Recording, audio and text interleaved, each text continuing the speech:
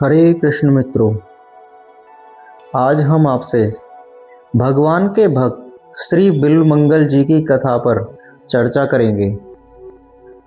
आइए शुरू करते हैं। दक्षिण के कृष्णवेणी नदी के तट पर एक ग्राम में रामदास नामक भक्त ब्राह्मण निवास करते थे। बिल्वमंगल उन्हीं के पुत्र थे। पढ़े लिखे थे, शांत, शिष्ट, साधु स्वभाव थे, परंतु पिता के मरने पर कुसंग में पड़कर ये अत्यंत ही दुराचारी हो गए। वैश्या के यहाँ पड़े रहना और दिन रात पाप कर्म में रत रहना ही इनका काम हो गया। चिंतामणि नामक एक वैश्या पर ये अनुरक्त थे। वैश्या नदी के उस पार रहती थी। पिता का श्राद्ध था, इसलिए ये दिन में उसके घर नहीं जा सके। तन घर में था पर मन वहाँ लगा था। श्राद्ध का काम समाप्त होते होते शाम हो गई। ये जाने को तैयार हुए। लोगों ने कहा, आज पिता का श्राद्ध है, मत जाओ। परंतु उनकी कौन सुनता। दौड़े नदी तट पर पहुँचे। तूफान आ गया, मूसलाधार पानी बरसने लगा। केवटों ने डरकर नावों को किनारे बांधकर पेड़ों का सहारा लिया। बड़ी भयावनी रात हो गई। इन्होंने केवटों को समझाया, लालच दिया, परंतु जान देने को कौन तैयार होता। इनकी तो लगन ही दूसरी थी। कुछ भी आगा पीछा न सोचकर ये नदी में कूद पड़े। किसी स्त्री की सड़ी हुई लाश बही जा रही थी। अंधेरे में कुछ सूझता तो था ही नहीं। फिर ये तो उस समय कामांध थे। इन्होंने समझा लकड़ी है और उसे पकड़ लिया। ना मुर्दे का ख्याल, ना दुर्गंध का। दैवयोग से पार पहुंच गए और दौड़कर चिंतामणि के घर पहुँचे। घर का दरवाज़ा बंद था, पर इनकी छटपटाहट तो अजीब थी।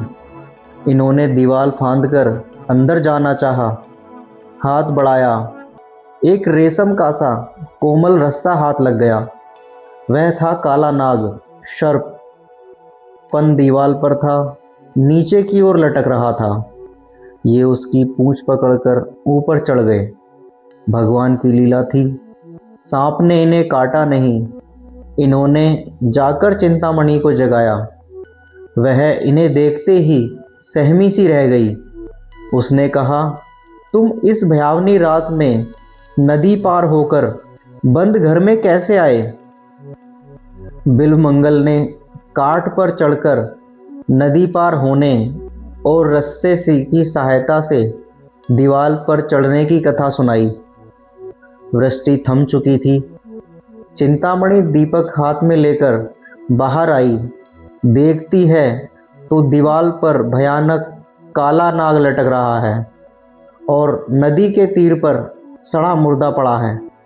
बिल्वमंगल ने भी देखा और देखते ही वे कांप उठे।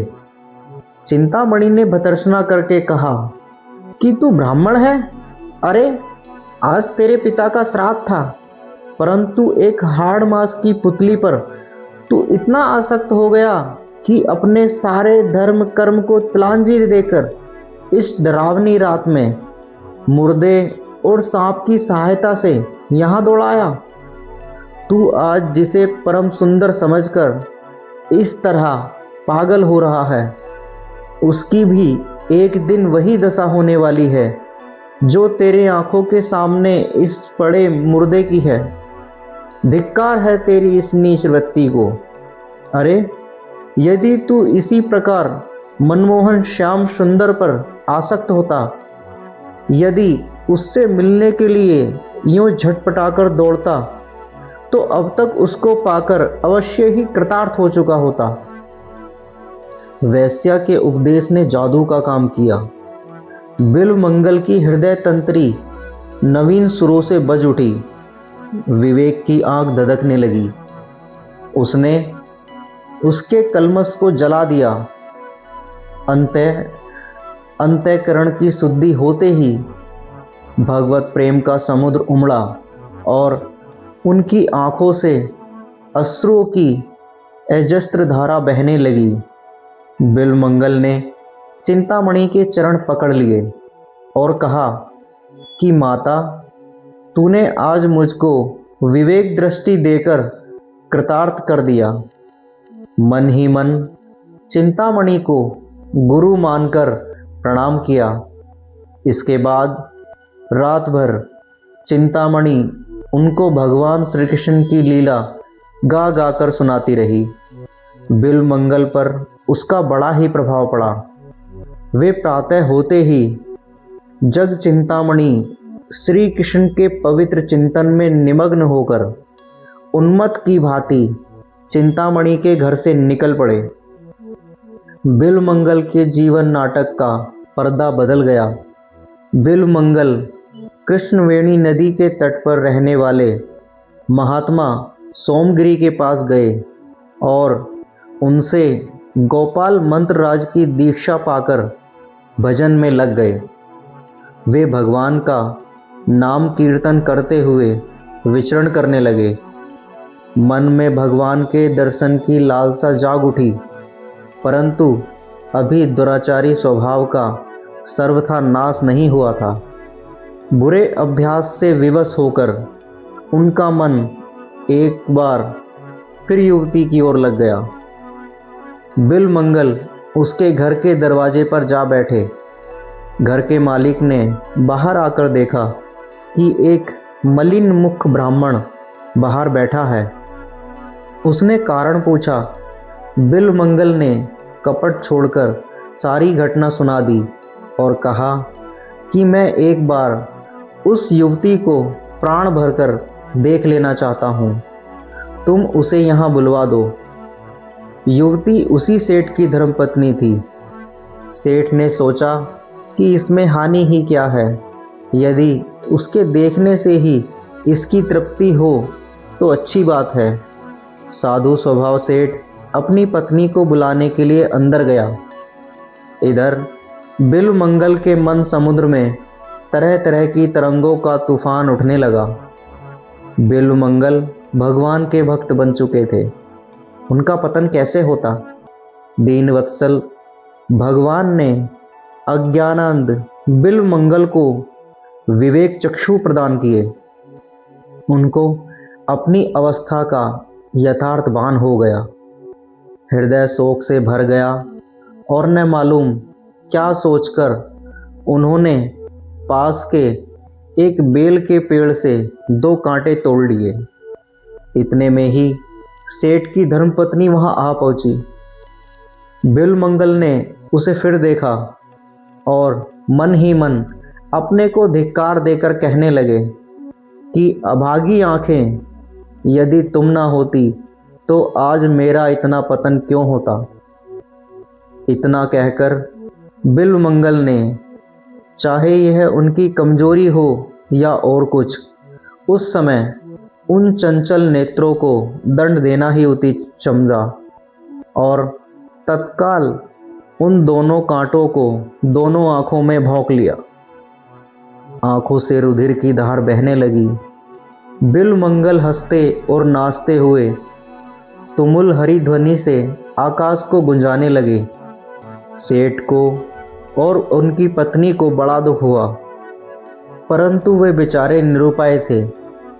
बिल्वमंगल का बचा कुचा चित्त मल भी आज सारा नष्ट हो गया और अब तो वे उस अनाथ के नाथ को अति शीघ्र पाने के लिए अत्यंत ही व्याकुल हो उठे। परम प्रियतम श्री कृष्ण के वियोग की दारुण व्यथा से उनकी फूटी आँखों ने 24 घंटे आंसुओं की झड़ी लगा दी। न भूख का पता है, न प्यास का, न सोने का ज्ञान है और न जागने का। कृष्ण कृष्ण की पुकार से दिशाओं को गुंजाते हुए बिल्वमंगल जंगल जंगल और गांव-गांव में घूम रहे हैं। जिस दीनबंधु के लिए जानबूझकर आंखें फोड़ो, जिस प्रियतम को पाने के लिए ऐश आराम पर लात मारी, वह मिलने में इतना विलंब करे यह भला किसी से कैसे सहन हो? ऐसी दशा में प्रेममय श्री कृष्ण कैसे निश्चिंत रह सकते हैं? एक छोटे से गोप बालक के वेश में भगवान बिलमंगल के पास आकर अपनी मुनि मनमोहिनी मधुर वाणी से बोले, सूरदास जी, आपको बड़ी भूख लगी होगी। मैं कुछ मिठाई लाया हूँ, जल भी लाया हूँ, आप इसे ग्रहण कीजिए। बिलमंगल के प्राण तो बालक के उस मधुर स्वर से ही मोहे जा चुके थे। उसके हाथ का दुर्लभ प्रसाद पाकर तो उनका हृदय हर्ष के हिलोरों से उछल उठा। बिलमंगल ने बालक से पूछा, भैया, तुम्हारा घर कहाँ है? तुम्हारा नाम क्या है? तुम क्या किया करते हो? बालक ने कहा, मेरा घर पास में ही है, मेरा कोई खास नाम नहीं। जो मुझे जिस नाम से पुकारता है मैं उसी से बोलता हूँ। गायें चराया करता हूँ।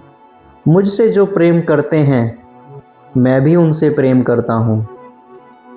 बिलमंगल बालक की मधुर वाणी सुनकर विमुग्ध हो गए।